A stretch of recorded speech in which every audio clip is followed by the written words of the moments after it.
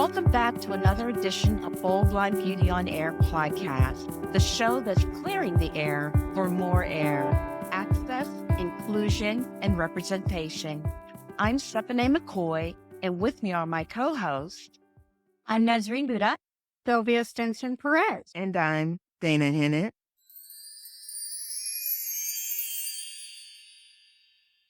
The voice is a human sound which nothing inanimate can perfectly imitate. It has an authority and an insinuating property which writing lacks. It is not merely so much air, but air modulated and impregnated with life. Joseph Joubert. While technically the voice isn't a sense, it is an intrinsic, powerful representation for who we are as humans. Even those of us who cannot physically speak, we still have a voice. In today's episode of Bold Blind Beauty on Air, we will be talking with two voice experts. Both of these extremely gifted individuals are award-winning voice artists who are also adept at audio description. It is my pleasure to introduce you to Roy Samuelson and Satauna Howery. Hi, Roy and Satauna. Hey there. Hi. It's so wonderful to have you both on the show. So before we get into the meat of our discussion, can we first just ask you guys to tell us a little bit about yourselves? Satauna, let's begin with you. Well, hi, everybody. I'm Satauna Roy. I live in upstate New York. So yes, I'm a voice actor. It's a ton of fun. I love this job. I tell people I get paid to sit in a small room and get paid to record myself talking to myself, which I think is pretty awesome. I was born blind, so I read my scripts using a Braille display. And I have a retired guide dog. I have 2 cats. We have not retired this guy yet, the husband, the wonderful husband. And life is good. I like we have a new development across the street. We love to walk on the brand new, beautiful road that we claim is our road because nobody's living on it yet. And it's just, it's good to be here. Thanks for having me. Hey, this is Roy. I'm going to do some bullet points because it's for my time. I'm in Pacific time, which is a little different than other people's. So I'm just getting my day started. So I take cold showers. I've been to all 50 states. And I know someone who's featured on Google Maps Street View, which I feel like is some sort of claim to fame. And right now I'm wearing a custom Braille t-shirt that says, "Sometimes the rainbow is sharp." And that's by iDesign. Thank you both so much. Nazreen. Roy and Satauna, you are both involved in voice acting. Tell us a little about what you do and about audio description itself. Roy? First of all, I love audio description. And when it comes to audio description, there's a canned answer that I like to give. I'd like somebody to interrupt me because if let's keep it as brief as possible. And so in the world of audio description, that's also called video description or descriptive video or descriptive narration, a describer who might be the writer or narrator, or maybe it's both the writer and the narrator, or maybe it's the company, but not the production company, nor the distributor, but a special other company gives creation of a split track or a mixed track of a narrator. If the film or TV show even has it, which is depending on the distribution channel, like streaming, theatrical, broadcast, physical, like Blu-ray or DVD, or downloadable to your iTunes or Google Play or even YouTube, with any of these, which offers varying levels of access of the audio description, either on an app or a TV or a cable box or a Chrome browser with a special plugin, or with YouTube. Maybe it's a separate YouTube video with audio description, but maybe the audio description is separately downloadable that syncs up, and then you can listen to a narrator or a synth voice, so it sounds like a conversational robot. Or maybe it's a narrator that sounds like a synth voice, but you don't even know if the audio description is there until you hear it, which might be a few minutes into the show. So you wait and hope, and then you don't hear it. So you have to decide to either stop and complain or just put up with it. But who do you decide to complain to? Who is it? The local broadcast affiliate or the movie theater manager who's dealing with Karen's complaint about her unpopped popcorn kernel? Or do you complain to one of the 47 plus streaming services by email, message, fax, Facebook, tweet, by phone? But to find that phone, you have to hunt down a number. And when you find that number, go through a press 1, press 3. Sorry, your call cannot be completed as dialed, or try a different number. Is that the main line? Great. Press 4, press 0, holding. Oh, good. You can talk to a real person. It goes something like this. You answer their questions. Yes, my speakers are working. No, audio description isn't closed captioning. Sure, I'll hold. Or is it better to go through an accessibility web link buried so deep it feels like they don't want to talk to you? And even when the audio description is there, and it's bad, what does that even mean? Is the writing indicating things that the visual doesn't have? Does the narrator of a scary, suspenseful movie talk to you like you're a baby toddler? Does a kid's show have an uninterested adult narrating who sounds as tasteless as cereal too long in the milk? Or is it just that aforementioned synth voice like my friend Melody calls a puppet? Or even kind of creepy like a horror monster made to describe the lighthearted comedy romance film to you? And who chose that voice and why? Does that voice get in the way of your experience? And you have to keep fiddling with the volume up and down and down and down and up to try to hear it, depending on what's going on in the background. Or maybe the production audio ducks out of the way so you can hear the narrator, but all the other audio disappears out of the way and it's jarring and it takes you out of the story. And does this work that's created by blind people for blind people even include blind people in the process? So the answer is maybe. Oh my gosh, Roy. I just have to jump in here and say, I think Roy must record those things at the end of TV ads where it says, this medicine may contain. I love how you were able to say all that so quickly, Roy. Just wanted to say Just all those trying voice to be able. inflections. Awesome. Oh, cracking up here. I'm great. I was like, oh, I'm glad I'm on mute because he did such a fantastic job, but I'm over here laughing. But guys, more importantly, we all know what audio description is now. Definitely. Satauna, how about you? Well, how does one follow that? And remember, it's 3 hours earlier where he is too. So what we also know from that explanation is what audio description is not. It is not often done by blind people. It is not often quality checked. It is not even often done by people who really understand the value of it and what it brings to the table and how much of it's not just the technical craft of I know how to use a mixing board, I'm going to mix, or a laptop, I'm going to mix my description, but that art of putting it all together, of creating something that really helps and contributes to audiences falling into the story and being sort of swept away by the mood of it. And those are all things that audio description should be. We want description that is quality. And we absolutely want description that is done as much as possible by blind professionals. Back in the days of audiobooks, the technology was not there for blind people to read those books. But that's not the case anymore. The technology is absolutely available, and people who are blind or low vision can play such significant, powerful roles in all aspects of description. So that's what I would say about it. There is a Chinese proverb that says, the tongue paints a picture what the eyes cannot see. Can you share with us how we can paint a picture with our voices? Satauna? Well, we call it voice acting, and I would say we call it voice acting because it is acting. It is connecting with those words and finding one's own truth within them. And that truth can look different for different people because all of us come to it with our own experiences. It's why Romeo and Juliet or other plays and things that have been around for a long time get redone, or movies get rebooted and shows get redone in the modern era with sort of modern characterizations and things like that, because things change, our experiences change, our world changes. And so everybody comes at it in a different way. So think about whatever it is that you're trying to convey and speak your truth about it and be authentic in it. And also, I would say that time, pausing, is a part of it. Some people think that it's just about being big and loud and bold, and it's not. I get a ton of these gigs where I'm this calm, quiet narrator.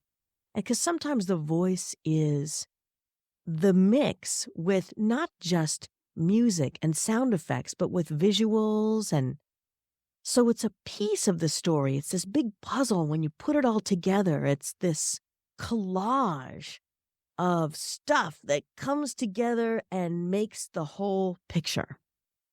I love this question. And to join Satana on the Romeo and Juliet factor, you can imagine going to see a play of Romeo and Juliet, and in one version during the intermission, you're just moved to tears that there's such a connection with what's happening with the Shakespeare scripts. And then in another scene of a different theater where you go see Romeo and Juliet, at the intermission, you're crying because you just want to leave and never want to come back and not come back for the next act because it's so terrible. That in all seriousness, that's addressing that kind of connection, that when the characters on the stage are connected with each other, that there's a communication using the words to propel something forward. And joining Satana here, that there's intent that we bring to those scripts, that there's so many different ways that a husband and wife can say I love you, depending on what the husband screwed up just before the wife says it. In the same sense that there could be a truly loving moment when the children are playing in the backyard and there's a nice breeze blowing and it's just this casual moment. That intent means everything. And when voice actors are able to take that page of scripted words, regardless of it being audio description or anything, and bring it out into a connection, that I think that's what we as audiences respond to. And I just love it. I know when I hear a solid read of a voice talent, it brings me in, and I'm not even thinking about them. I'm really paying attention to the story being told. And that's the mark of a genius like Satana. That's Right. beautiful. And I love what you said about intent and making the connection. I know that for many people, they not like to realize how important knowing those visuals and are what really connects you to something. So thank you for that. Thank you for your work. Maya Angelou said, words mean more than what is set down on paper.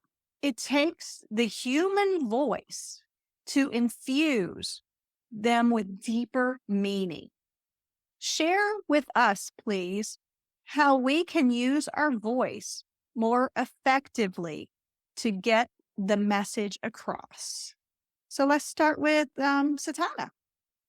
There was one day where I was really mad about some accessibility, or rather inaccessibility thing. I was just so mad. And suddenly this voice just came to my head. And I thought, well, if I just called customer service and I said, hello, I'd just like to talk to you. And it just made me laugh so hard. Just the complete goofiness of this and kind of slowing down my words. And I'm absolutely over articulating. I got a big smile on my face. And every time I say like a B, I'm almost like my cheeks are puffing out. Just wow, wow, wow, wow.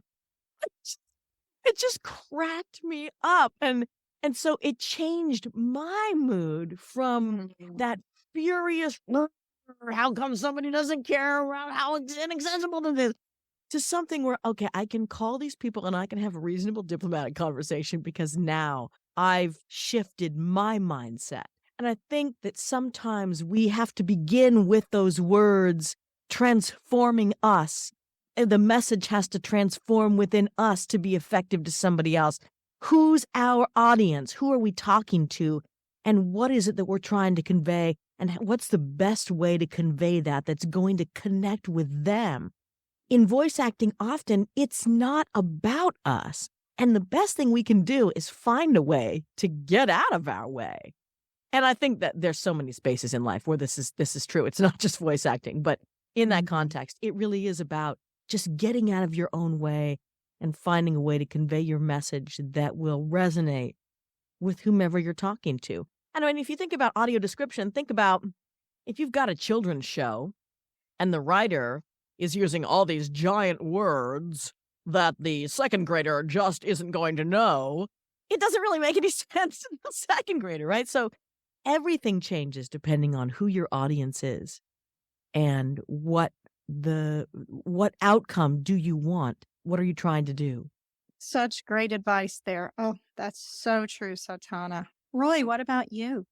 It's such a great quote from Maya. And I was really thinking a lot about setting it down on paper and then the human voice and what happens there. I think about the difference between going to a graduation ceremony where there's an orator that's prepared a script that they're reading out to all of us, and that there's a big wide audience there, and it can have all sorts of impacts. I'm going to take a different tack on this. That when I get a script, I don't care what version of the script it is. I am speaking. I get that. I'm using my voice to bring those words through my body and into a mic, and then it processes and it goes out. I feel like there's a part of that that's listening, in the sense that it sounds kind of intuitive, counterintuitive. So let me try to see if I can make this work. That when I'm speaking a script, for me to take that script and really listen to not only what the script is saying, but also to take advantage of Satauna's audience, who I'm speaking to, and to make that script, those words that I'm using, become a dialogue, that I'm actually engaged in a conversation with the person I'm talking to, and to make that as specific as possible, because that's how it feels like those words can become alive. I know I'm getting kind of into the weeds here, but the important thing that when I've been able to take a script and bring it to life, it's because I've been listening to not only the script, but also the person I'm talking to, and to be able to use those words to share and exchange meaning. So when I read deeper meaning, that goes back to the word connection again. That really resonates with me deeply, and I believe that when you're in really good hands with a voice talent, with a voice actor, that it's because they're engaging with that kind of deep connection. That deeper meaning is coming through them actually listening. What do you think about the authenticity factor? And I ask my Bold Blind Beauty girls this too. I'd love to jump in on this and then hear what Yeah. Satauna says, because I hear that authentic selves, and the first word that comes to mind is vulnerability, in the sense of Brene Brown's definition, that kind of opening up something that might be a little outside of the comfort zone, might be a little uncomfortable. I remember a story of a voice talent, a voice actor that goes into a booth to read, and it so happens that they were in the adult entertainment industry. It's relevant for the story. I'm not going to get graphic here, but at the end of this typical, let's say it was a commercial read, it was just a typical voiceover script that had nothing to do with what they were familiar with. They come out of the booth and say, "Oh my gosh, that's the most intimate thing that I've ever done." There is something that happens when they're speaking, even whether it's using your own words or reading a script of somebody else's words, that there is a vulnerability here. And by finding a way to embrace that while still telling the story, there's a high wire act here. By being able to be vulnerable, that authenticity comes out. And I believe that that's how that connection happens with the audience. But I'd love to hear what Satauna has to say about this. Yeah, I think that's so true. Satauna, what do you think? I think that's really true. And I think that vulnerability requires trust, and not just trust of the party that you're speaking to, but it really starts from within. It's really trust in yourself. And that's the thing I think that often causes people to get in their own way, is we get imposter syndrome.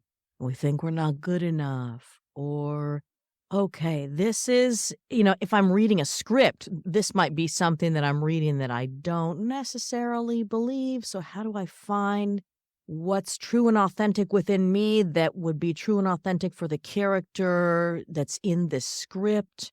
So finding that trust within and being okay with myself in that space contributes to vulnerability and being able to be as intimate as the story that Roy was talking about with the voice actor who came out of the booth a couple minutes ago. And that's true in every situation in life. So that's so true, Satauna. Steph, Nazarene, Dana, anything to add to that? Well, I was thinking when Satauna gave the example of how angry she was, and then the funny voice came to her head and how she was able to shift her mindset. I was thinking about that as it relates to advocacy and a personal situation that I was in years ago when I had to advocate on behalf of my mother, just how angry I was at the situation. I remember driving home that evening thinking, I have to do something. This is just so unfair. But what I did, almost similar to what Satana said, was I took a step back and I began thinking about the next steps. And I did think about my audience, these people that I needed to write this letter to, because I went on a letter writing campaign. And what I did was I did a day in a life. So I invited people into my mother's life to tell her story. And I guess that was the vulnerable piece, because I really had to put myself into that story to be able to tell her story to get what we needed to get. And we did have a great outcome. But I think, when we're advocating, while I believe there really is no right or wrong way to advocate for something that you truly believe in, I think when you want to get other people to listen to you, you have to do it in a way that is connection. And the way to connect, as you guys said here, is through that vulnerability, that authenticity. And stories are powerful. They are way more powerful than facts and figures and all of that. They're powerful. Exactly, because we are all humans, and Mhm. humans connect with other humans. But we do have to be vulnerable to tell those stories. Steph, you made me think of a really important question I have. I know we're talking about the power of the voice, but today, so much of our voice is heard through the written word, set down on paper, set down on a text, an email, etc. How can we ensure that the power of our voice is also heard, or the power of our message is also heard through our written word? I mean, I'm asking this to all of you. How can we make sure? What are some tips we can follow that will make sure that the written word we have it is also effective through that power of our voice? This is Satana. Can I jump in here? Yes, yes. Yeah. Oh, there's so many angles to go. I'm so excited. Okay. So, Steph, when you were talking about that voice that you reached for, the thing that came to my mind was the voice of authority and calm. It's clarity. It's sort of this authoritative clarity. You know what you're asking for, you know what you want, and you're confident in your message. Yes. So you can really deliver it with clarity and authority because you believe it. So that doesn't negate passion. It just means that sometimes when I get passionate, I just get over the top. I get so excited. I get louder. My hands start waving around. I'm doing it right now. That kind of thing, right? So in terms of advocacy, that authoritative calm can be so powerful. And when it comes to the written word, just reading your writing out loud, or have somebody else who's got some authoritative calm read what you've written out loud to you or back to you, and see, does it resonate with you? Does it connect the way you want it to? And the other thing I wanted to say about advocacy is when I came up with that funny voice, the visual picture in my mind is of a giant elephant. And if you've ever heard the story of the blind people with the elephant, and one blind person feels the tail and one blind person feels a foot and one blind person feels an ear, and then they all argue with each other about what this thing was because they were all at different pieces of it. For me, that suggests that blind people aren't smart enough to connect with each other and understand that they're looking at something bigger, or that, like who doesn't walk along the thing that they're feeling and see what else is down the road or down the line? You know what I mean? So the elephant has so much symbolism for me in terms of advocacy. And it's this big sort of oafy giant animal. And yet it's an animal that is commanding in a lot of ways just because of its very size. It has a presence. So that authoritative calm makes me feel bigger, taller, more impactful, more confident. My shoulders go back and I just have sort of a quiet belief in what I'm saying, if that makes any sense. I love how Satana talks about that confidence and that clarity, that presence. I myself have imposter syndrome when it comes to reading scripts. Sometimes I get stuck. And when I fall into that trap where I'm not sure if anyone has ever experienced this, where it's like you kind of keep stumbling and there's a rut that seems like it's inescapable, and that just makes it spiral worse. That in those cases, it's time for me to take a deep breath and just step away a little bit and get a different perspective. In emails, I've found some really challenging emails that were almost impossible. I did feel painted into a corner, and I wrote out the email fully, just letting it all out, every angle, every emotion, everything. And I did not send it. It was a draft. I didn't even put the address in. But when I edited it down, I did read it out loud. And what I did was I read it wrong. And by wrong, I mean I read it angrily, or I read it with a childish victim sadness of whininess, entitlement. I tried reading it with condescending air. And then I tried reading it with what my intent was. And I saw where those abilities of reading it poorly, bad, that's a judgment. Reading it not in the way that I intended it. Let's say it like that. When I read it in a way that I didn't intend, I saw those spaces, those words that were coming out on the paper in ways that I did not mean when I wrote it on paper. So Satana's point about speaking it out loud can actually influence the way that that message can be written. That's a fabulous idea. Dana, Nazreen, you have anything else to ask? I was just thinking about the tone of things and how we can convey a message, but the tone of it can make the message come across very differently. If somebody has written something for you, something that you have to choose to read from, you can put your own tone or heart into it as if you wrote it. Or if you're advocating for something, you may come off a little bit more friendly, but when you get to the meat and the potatoes of what you're advocating for, the tone could switch to something that might be a little bit more aggressive or just make people take notice. So I think tone can play a lot into it, as well as putting your heart into something that you didn't even write. I think there's a lot of great information here shared by everybody, from authenticity to the connection, tone, to saying it out loud and hearing yourself in different situations. As you know, what they say, it's not what you say, it's how you say it that leaves the impact and makes a difference with people, what they will remember of your message, of you. And I think that's a strong statement, because that's generally how it is. Words matter. You have to be careful what you say, how you say it. So be mindful of what you say and how you say it, I think, is really key as well. I just feel like what you, Satauna and Roy, are doing here as voice actors and audio description it's an art that you have developed and perfected and cultivated over the years that I think not many of us can do, but certainly we admire a lot. I know I do. Just hearing both of you with strong, vivid voices, painting the images with your voice is just amazing to hear. And I think as professionals, you guys have really captured that art. So thank you for, kudos to you. And thank you for sharing that with us, because it makes us realize that word has power, has meaning. I would like to ask both of you, if somebody wanted to get started in voice acting, audio description, how would they get started?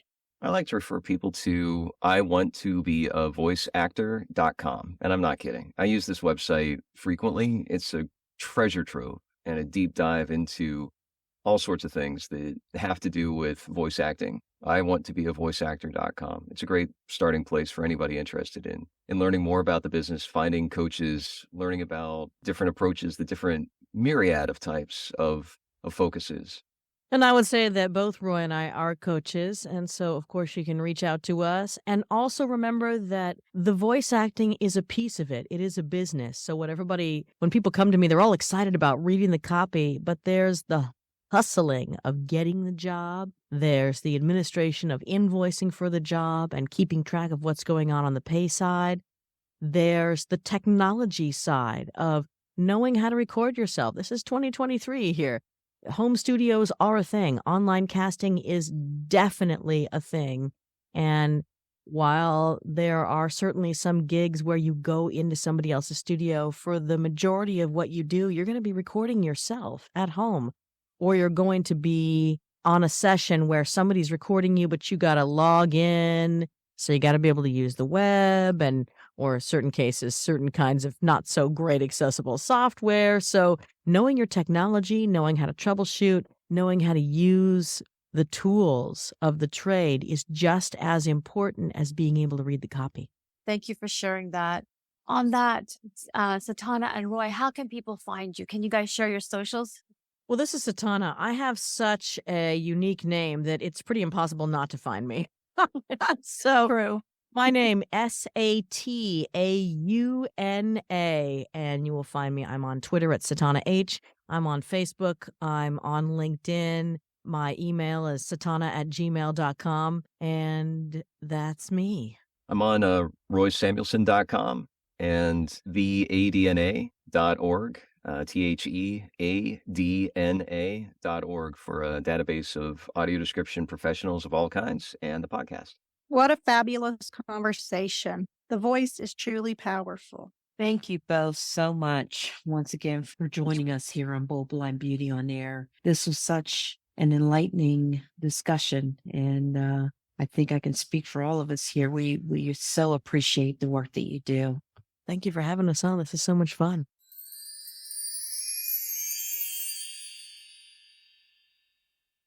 Thanks for listening to Bold Blind Beauty on Air with your hosts, Stephanie McCoy, Nazreen Buddha, Sylvia Stenson Perez, and Dana Pennant.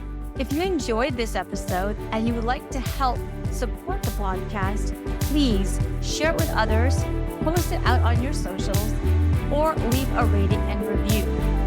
To catch all of the latest from Bold Blind Beauty, you can follow us on Instagram, Facebook, check out our YouTube channel at Bold Blind Beauty.